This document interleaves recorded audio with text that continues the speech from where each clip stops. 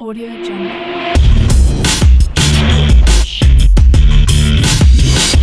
Audio Jungle. अस्सलाम वालेकुम। मेरा नाम तलश्शुर ज़िया है और आज की जो ये हमारी वीडियो है इसमें मैं आप लोगों के साथ शेयर करूंगा guidelines for chemistry FSC part 1 and FSC part 2। And before the start of the video I like to mention कि भी ये जो गाइडलाइंस हैं ये मेरा एक बड़ा प्यारा जूनियर है के का अली हसनैन, उसने हेल्प की मुझे ये सारा गाइड करने में, क्योंकि मुझे तो एफएससी के पेपर्स दिए हुए तकरीबन 2-3 साल हो गए हैं। तो उसने मुझे बताया कि कौन कौन सी चीज़ें इंपॉर्टेंट हैं, किस चैप्टर से क्या करना है, कैसे करना है, तो वो मैं आप लोगों के साथ शेयर करूंगा। सबसे पहले हम लोग बात करेंगे पार्ट 2 की और उसके बाद हम लोग डिस्कस कर लेंगे पार्ट 1 की। जो स्टूडेंट्स पार्ट 1 के हैं उनके लिए मैं स्क्रीन पे शो कर दूंगा कि आप लोगों का जो सेक्शन है वो किस टाइम पे स्टार्ट हो रहा है, ताकि आप लोग डायरेक्टली जो है वहाँ से वीडियो को स्टार्ट कर लें, जबकि पार्ट 2 वाले स्टूडेंट्स जो हैं उनके लिए यहीं से स्टार्ट होगी। सबसे पहले बात कर लेते हैं पार्ट 2 के अंदर इनऑर्गेनिक जो केमिस्ट्री है। इनऑर्गेनिक केमिस्ट्री के 6 चैप्टर हैं, चैप्टर 1 से लेके चैप्टर 6 तक।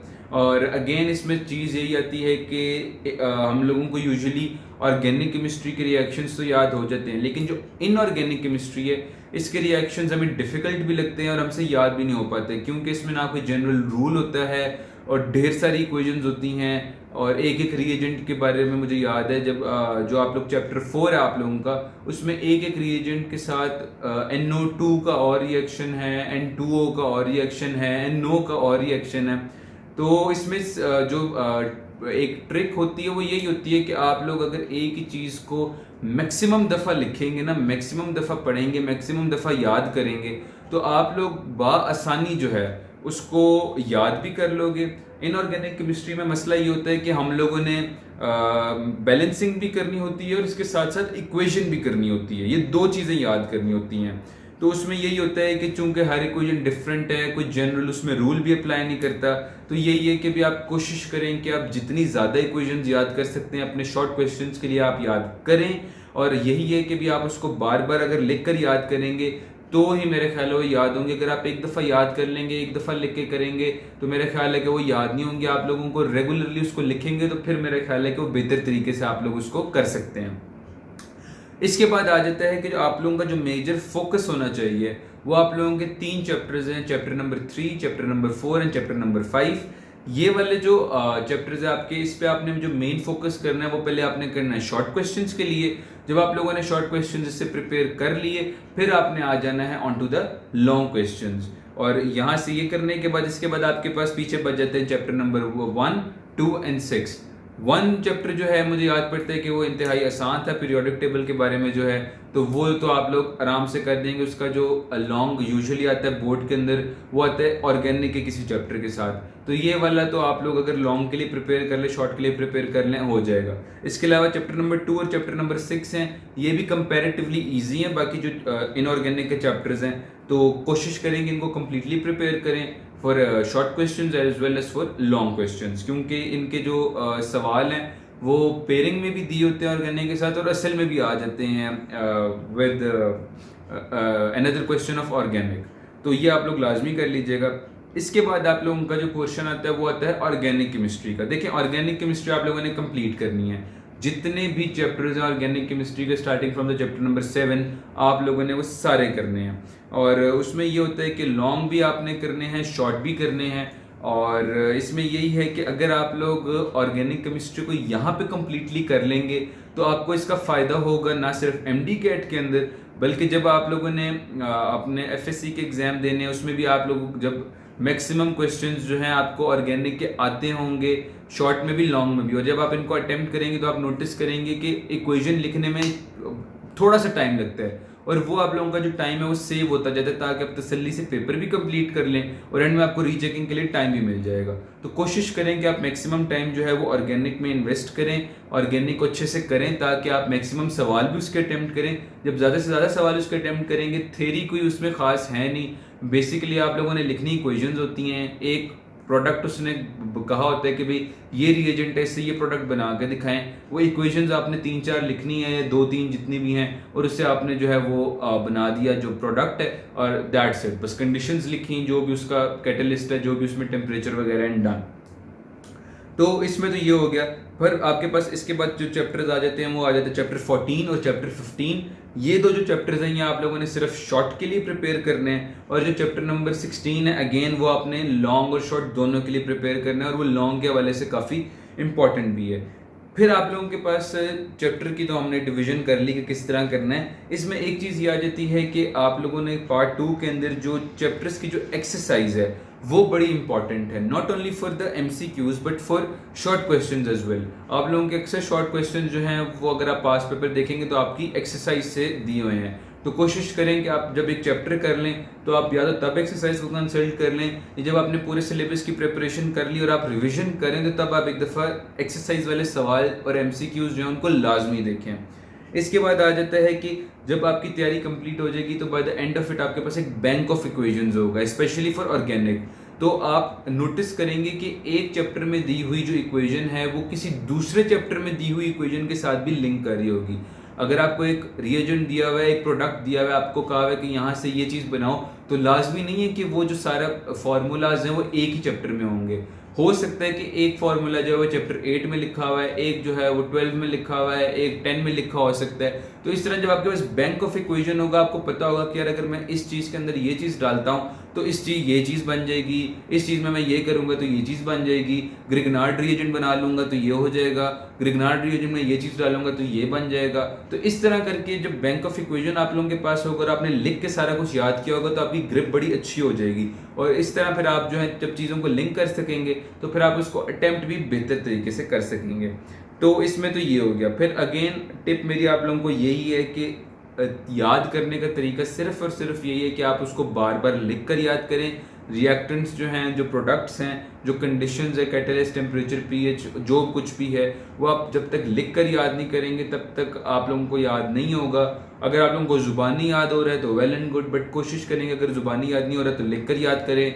एक दफ़ा नहीं तो 5 दफ़ा, 5 दफ़ा नहीं तो 10 दफ़ा, 10 दफ़ा नहीं तो 20 दफ़ा, जब तक आपको याद नहीं होता आप उसको तब तक उसको जो है लिखते रहें। और ये बात मैं नहीं कह रहा, ये अली हसनैन ने मुझे कहा था। मैं अपने जूनियर्स को कभी नहीं कहता कि स्कीम को फॉलो करो, मैं कहता हूँ हर चैप्टर से जो है शॉर्ट भी करो, हर चैप्टर से लॉन्ग भी करो। बट अली का ये कहना था कि भाई जो आप लोगों ने प्रायोरिटी मेन देनी है वो आपने देनी है स्कीम को, यानी स्कीम के हिसाब से जो शॉर्ट और लॉन्ग दिए हुए हैं आप लोगों ने पहले उनको प्रिपेयर करना है। जब आपके वो हो जाएंगे तो ऐसा नहीं है कि सिर्फ स्कीम पे आपने रहना है, बाकी जो चैप्टर थे फिर आपने उनके शॉर्ट और लॉन्ग को प्रिपेयर करना है। यानी अल्टीमेटली आपने करना सारा कुछ है, लेकिन आप मेन प्रायोरिटी उन चीज़ों को दें जो कि स्कीम में दी हुई हैं, और उसके अलावा फिर आपने जब आपकी स्कीम वाली चीज़ें होंगी तो आपने फिर जो है बाकी का काम करना है। तो ये तो हो गया पार्ट 2 के लिए। Now coming to part 1। तो पार्ट 1 में अगेन बात वही है कि आप लोगों ने जो आप लोगों की एक्सरसाइज है वो बहुत इंपॉर्टेंट है, not only for MCQs but for short questions as well. तो ये आपने एक्सरसाइज लाजमी करनी है, ख्वाह आप वो एक चैप्टर को पढ़ने के बाद करें, ख्वाह वो आप अपनी रिवीजन के दौरान करें, लेकिन एक दफ़ा आपने उसको लाजमी देखना है। फिर उसमें आपके पास आ जाता है कि देखें जो फर्स्ट ईयर की जो आप लोगों की केमिस्ट्री है ना, उसमें थ्योरी बहुत ज़्यादा है, उसमें पैराग्राफ्स बहुत ज़्यादा हैं। तो माने ना माने कॉन्सेप्ट किसी हद तक तो उसमें अप्लाई होता है, लेकिन जो मेन चीज़ उसके अंदर है दैट इज़ रट्टा। इक्वेशंस बहुत कम है, बड़े बड़े पैराग्राफ्स हैं, और जिस तरह आप लोगों की बायोलॉजी है तकरीबन उसी तरह का पैटर्न जो है वो केमिस्ट्री में होता है। कोशिश करें कि हेडिंग ज़्यादा से ज़्यादा बनाएं। हेडिंग ज़्यादा किस तरह बनती हैं, आप लोग किसी गाइड बुक को यूज़ कर लें, गाइड बुक के अलावा अपना दिमाग यूज़ करें। आपको अगर लग रहा है कि यार यहाँ पे ये हेडिंग बन सकती है, ये चीज़ मैं अलग से एक हेडिंग के अंदर लिख सकता हूँ, लिख दें, कोई उसमें हर्ज नहीं है, कोई कुछ नहीं कहेगा। जब बल्कि हेडिंग ज़्यादा होती है तो उसमें आपकी लेंथ भी इंक्रीज हो जाती है, और जब हेडिंग ज़्यादा हो तो आप लोगों का इंप्रेशन भी अच्छा डलता है कि यार बच्चे ने बड़ा वावा सारा लिखा हुआ है इसके अंदर। तो ये है कि आप लोगों की जो फर्स्ट ईयर की केमिस्ट्री है वो ड्राई है, पैराग्राफ्स हैं, इंटरेस्टिंग उसको आपने खुद बनाना है हेडिंग्स दे के, और वो चीज़ें हाईलाइट करके जो इंपॉर्टेंट हैं अपने जो आप आंसर लिख रहे होंगे। तो ये है कि आपका जो सेकेंड ईयर है उसमें इक्वेशंस बहुत ज़्यादा है, उसमें मेन फोकस है, इसमें है थ्योरी पे फोकस, लेकिन उस थ्योरी को आपने अच्छे से प्रेजेंट करना है, और उसका तरीका यही है कि रट्टा मारना है। कॉन्सेप्ट्स भी बिल्ड करें, लेकिन मेन फोकस एफएससी के लिए आपका रट्टे पे होना चाहिए। और वो रट्टा भी ऐसा नहीं होता कि आपने एक एक लफ्ज़ को याद करना है। किसी एक पैराग्राफ और किसी एक सेंटेंस के अंदर जो कीवर्ड्स हैं उनका आपने रट्टा मारना होता है, और वो कीवर्ड्स जब आपने अपने पेपर में लिखने हैं तो उनको आपने हाईलाइट कर देना है। इसी तरह इन कीवर्ड्स के अलावा जो डेफिनेशंस हैं, जो एग्जांपल्स हैं, वो आपने कोशिश करनी है कि वो आपका रट्टा लगे उसका, और वो आप वर्ड टू वर्ड लिखोगे तो वो ज़्यादा प्रेफर की जाती है। इसके बाद आप लोगों का आ जाता है कि हमने बाकी सारा देख लिया, फिर आ जाता है जो आप लोगों का चैप्टर नंबर 2 है पार्ट 1 के अंदर, वो आपने कंप्लीटली करना है फॉर शॉर्ट क्वेश्चंस। वेयरएज जो चैप्टर नंबर 6 है उसकी थ्योरी बहुत ज़्यादा इंपॉर्टेंट है, और उसमें जो डायग्राम्स बुक के अंदर दिए हुए हैं वो 3D डायग्राम्स हैं। तो आपने क्या कोशिश करनी है कि आप उसके 2D डायग्राम्स ड्रॉ करें। वो डायग्राम्स या तो आप किसी गाइड बुक से देख लें, किसी गाइड बुक में अगर 3D ही ड्रॉ की हुई 2D ही नहीं है तो आप कोशिश करेंगे जो आपके टीचर ने आपको एकेडमी या कॉलेज की क्लासेस में डायग्राम्स ड्रॉ किए थे आप वो ड्रॉ कर लें। नीट डायग्राम हो, लेबलिंग कंप्लीट हो, 3D हो या 2D, वो चल जाता है। तो इसमें आपने ये देखना है कि इसकी थ्योरी इंपॉर्टेंट है। लॉन्ग और शॉर्ट के लिए तो आपने इसको प्रिपेयर करना है, लेकिन डायग्राम्स की जो 2D वर्जन है वो आपको आनी चाहिए। इसके अलावा आ जाता है कि जो चैप्टर नंबर 3, 4, 5 एंड 6 हैं, ये हैं बहुत लेंथी चैप्टर्स। तो आपने कोशिश करनी है कि आप लोग इनको पहले कर लें, और बाकी के जो चैप्टर्स है वो आप इसके बाद जो है वो कैटेगोरिकली कर लें। आखिरी बात जो है इसमें वो यही आ जाती है जो अली ने मुझे कही कि मैं अपने जूनियर्स को कहूँ। मैं कभी ये सजेस्ट नहीं करता कि आप लोग पेयरिंग स्कीम को फॉलो करें। मैं ये कहता हूँ कि आप लोग पूरा जो है अपना कोर्स जो है वो तैयार करें। लॉन्ग और शॉर्ट हर चैप्टर से जो जो पॉसिबली बन सकता है आप लोग सारे करें। लेकिन अली का ये कहना था कि भी आप लोग पेयरिंग स्कीम के जो सवाल हैं, जो शॉर्ट हैं और जो लॉन्ग की जो डिवीजन उसमें है, आप लोग उसको फॉलो करें पहले बेसिकली जब आपने अपनी तैयारी को स्टार्ट करना, जब आप तैयारी कर रहे होंगे। जब आपने पेयरिंग स्कीम वाली चीज़ों को पक्का कर लिया है, उसके बाद जो पेयरिंग स्कीम के बाहर से चीज़ें हैं, यानी जो लॉन्ग जो है वो पेयरिंग स्कीम में नहीं लिखा हुआ किसी चैप्टर से, फिर आपने उस चैप्टर के अंदर जो पॉसिबल लॉन्ग बन सकते हैं आपने वो प्रिपेयर करना है। यानी बात ये है कि आपने अल्टीमेटली करना सारा कुछ ही है, और वो सारा कुछ अपनी बुक के अंदर से करना है। लेकिन बात यह है कि पहले आप लोग पेयरिंग स्कीम को प्रेफर कर लें, पहले आप वहाँ से प्रिपेयर कर लें, और उसके बाद जो है आप जो बाकी चीज़ें बच गई फिर आप उनको प्रिपेयर कर लें। तो मेरा ख्याल है ये तरीका जो है ये कदर बेहतर है, और इस तरह मेरा ख्याल है कि आप लोग जो है अल्टीमेटली केमिस्ट्री के अंदर अच्छे मार्क्स स्कोर कर सकते हैं। इसमें अगर आपको किसी किस्म का कोई सा भी डाउट है तो आप लोग अपने सवाल कमेंट सेक्शन में पूछ लें। मैं भी कोशिश करूंगा, और मैं अली को भी कहूँगा कि वो भी कोशिश करे कि आप लोगों के सवालों के जवाब दे दे, ताकि आप लोग जो है मैक्सिमम मार्क्स स्कोर कर सकें अपने केमिस्ट्री के पार्ट 1 और पार्ट 2 के एग्जाम्स के अंदर। भाई को इजाज़त दीजिएगा और अपनी दुआओं में याद रखिएगा। Best of luck. अल्लाह हाफिज़।